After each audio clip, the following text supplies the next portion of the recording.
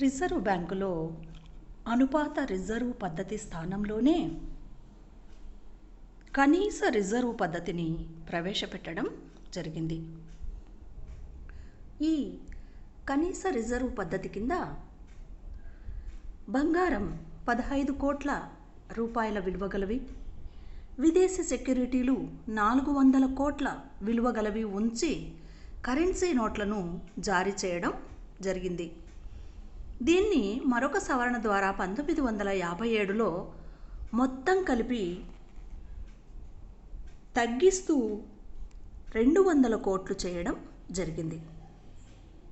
ఇందులో బంగారం నిల్వలు 115 కోట్లు, సెక్యూరిటీల విలువ 85 కోట్లు ఉంటే సరిపోతుంది. ఇదే పద్ధతే ప్రస్తుతం కూడా రిజర్వ్ బ్యాంకు పాటిస్తూ ఉన్నది.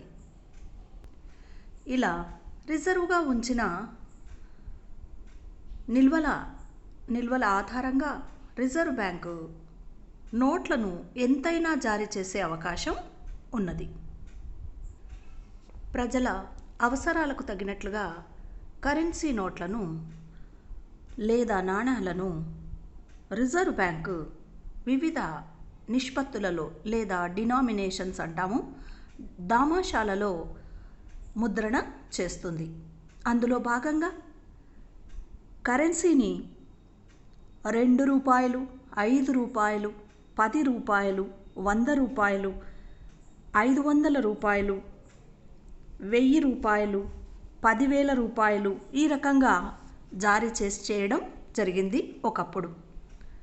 ప్రస్తుతం రిజర్వ్ బ్యాంక్ 5, 10, 20, 100, 500, 2000 నోట్లతో పాటు ఇతర నాణాలను కూడా ముద్రిస్తూ ఉన్నది. నోట్లను పంపిణీ చేయడం కోసం దాదాపు 17 కేంద్రాలను రిజర్వ్ బ్యాంక్ ఆయా ప్రాంతాలలో నిర్వహిస్తూ ఉన్నది. బొంబాయి, బెంగళూరు, అహ్మదాబాదు, భువనేశ్వర్ వంటి ప్రాంతాలలో నోట్లను జారీ పంపిణీకై కేంద్రాలను రిజర్వ్ బ్యాంక్ నిర్వహిస్తూ ఉన్నది. ఇవే కాకుండా దాదాపు 4016 ప్రాంతాలలో తన ఏజెన్సీల ద్వారా ఈ కరెన్సీ నోట్ల పంపిణీని, కరెన్సీ నోట్ల చెస్ట్లను నిర్వహిస్తూ ఉన్నది. మరి నోట్ల జారీ రకాలలో మనం గమనించినట్లయితే 2 రూపాయల నోటు నుండి జారీ చేసే అధికారం మాత్రం రిజర్వ్ బ్యాంకుకు ఉన్నది. 2 రూపాయల నుండి పైన ఎంత రూపాయల వరకైనా రిజర్వ్ బ్యాంకుకు జారీ చేసే అధికారం ఉంది. 1 రూపాయి నోటును మాత్రం భారతీయ రిజర్వ్ బ్యాంకు జారీ చేయదు. ఇది కేంద్ర ఆర్థిక శాఖ కార్యదర్శి సంతకంతో ఇది కేంద్ర ప్రభుత్వం ద్వారా విడుదల అవుతుంది. రిజర్వ్ బ్యాంకు తన ఆస్తులను కరెన్సీ నోట్ల జారీకై ఉపయోగించే ఆస్తులతో కలపకుండా వేరువేరుగా ఉంచుతుంది. కేంద్ర ప్రభుత్వ హామీతో రిజర్వ్ బ్యాంకు జారీ చేస్తున్న ఈ ద్రవ్యానికి శాసనాత్మక ద్రవ్యమని కూడా పిలుస్తారు. కరెన్సీ నోట్ల జారీకై ఉపయోగించే పదార్థాలు కానీ, వాటి రూపము తయారు చేసే విధానం కానీ వీటన్నింటినీ కేంద్ర ప్రభుత్వం ఆమోదించాల్సి ఉంటుంది. ఈ రకంగా జారీ చేసే నోట్లను కేంద్ర ప్రభుత్వం కావాలనుకుంటే ఎప్పుడైనా కూడా రద్దు చేయవచ్చు. అంటే డిమానిటైజేషన్ అంటాం, అలా చేయవచ్చు. కేంద్ర ప్రభుత్వం నాణాలను ముద్రించినప్పటికీ వాటిని జారీ చేసే అధికారం మాత్రం రిజర్వ్ బ్యాంకే కలిగి ఉంటుంది. రిజర్వ్ బ్యాంక్ జారీ చేసే నోట్లపై స్టాంపు డ్యూటీని చెల్లించవలసిన అవసరం లేదు. ఈ విధమైన నిబంధనలు భారతీయ రిజర్వ్ బ్యాంకు పాటిస్తూ కరెన్సీ నోట్లను జారీ చేస్తుంది. ఈ రకంగా నోట్లను జారీ చేసే గుత్తాధిపత్యం ఒక్క భారతీయ రిజర్వ్ బ్యాంకుకు మాత్రమే దేశంలో ఉంది. ఈ అధికారాన్ని ఇది ఉపయోగిస్తూ అన్ని రకాల కాగితపు నోట్లను జారీ చేస్తుంది, ఒక్క రూపాయి నోటు తప్ప. అన్ని విలువలకు చెందిన కాగిత ద్రవ్యాన్ని ముద్రించే అధికారం రిజర్వ్ బ్యాంకుకు ఉంది.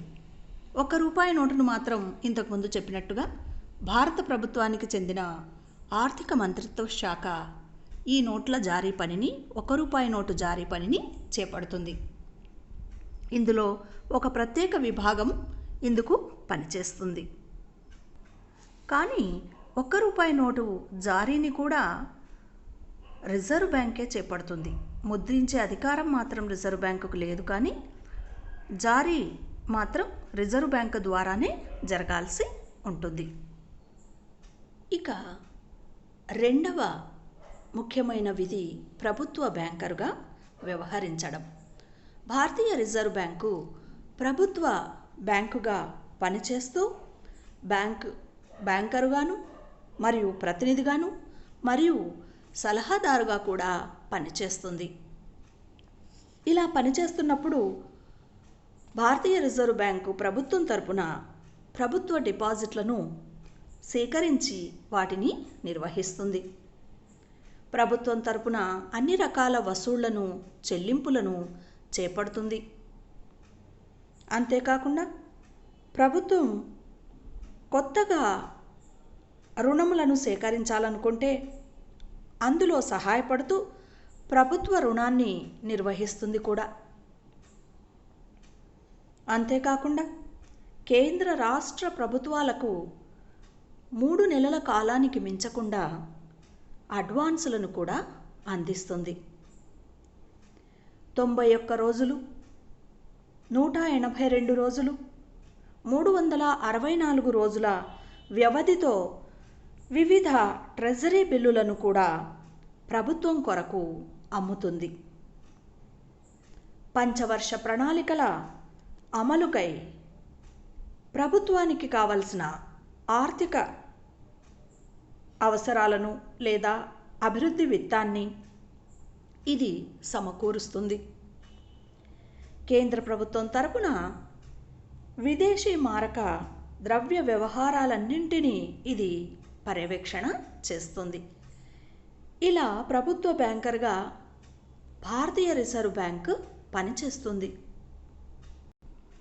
అంతేకాకుండా భారతదేశం ప్రపంచ బ్యాంకుతో కానీ లేదా అంతర్జాతీయ ద్రవ్యనిధి, ఇంటర్నేషనల్ మానిటరీ ఫండ్ అంటాం, అదేవిధంగా వరల్డ్ బ్యాంక్, ప్రపంచ బ్యాంక్ మరియు ఇంటర్నేషనల్ ఫైనాన్షియల్ అసిస్టెన్స్ ఇన్స్టిట్యూషన్స్, ఇతర అంతర్జాతీయ ద్రవ్య సహాయక సంస్థలు, వేటితోనైనా సరే చర్చలు జరిపేటప్పుడు లేదా సంప్రదింపులు జరిపేటప్పుడు ప్రభుత్వం తరపున ప్రతినిధిగా కూడా భారత రిజర్వ్ బ్యాంక్ పనిచేస్తుంది. ప్రభుత్వం చేపడుతున్న వ్యవసాయ పనులు, పారిశ్రామిక విత్తం, బ్యాంకింగ్ ప్రణాళికలు, అభివృద్ధి, రుణాల నిర్వహణ, పెట్టుబడులు వంటి ఆర్థిక విషయాలలో ప్రభుత్వానికి తగిన సలహాలను ఎప్పటికప్పుడు ఇస్తుంది. ఇలా ప్రభుత్వానికి ద్రవ్య సంబంధమైన వ్యవహారాలలో ఒక బ్యాంకరుగా, ఒక ఏజెంట్గా, ఒక సలహాదారుగా పనిచేస్తూ కేంద్ర ప్రభుత్వానికి, రాష్ట్ర ప్రభుత్వాలకు వాటి సంబంధించిన డిపాజిట్లను సేకరించడం కానీ, చెక్కులను, డ్రాఫ్టులను సేకరించడం కానీ, అదేవిధంగా ఇతర బ్యాంకులు వాటిపైన రాసిన చెక్కులను, డ్రాఫ్టులను వసూలు చేయడం కానీ, ప్రభుత్వం తరపున ఒక ఖాతాలో నుండి మరొక ఖాతాలోకి నిధులను మార్పిడి చేయడం కానీ, అలా ప్రభుత్వ తరపున ప్రతినిధిగా పనిచేస్తూ ఒక శాసనాత్మక విధిని ఇది నిర్వహిస్తూ ఉన్నది. అంతేకాకుండా ప్రభుత్వ ఆదాయ వ్యయాల మధ్య లోటును పూడ్చేందుకు కూడా ఇది రుణాలను అందిస్తుంది. కాకపోతే ప్రభుత్వాలు వీటిని 3 నెలల్లోగా తిరిగి చెల్లించాల్సి ఉంటుంది. ప్రభుత్వానికి అవసరమైన ఈ విత్త విధులన్నింటినీ నిర్వర్తించేందుకు గాను, సమర్థవంతంగా నిర్వర్తించేందుకు గాను అవసరమైన సమాచారాన్ని పరిశోధన మరియు గణాంక వివరాల విభాగం ద్వారా ఇది సేకరిస్తుంది. ప్రభుత్వం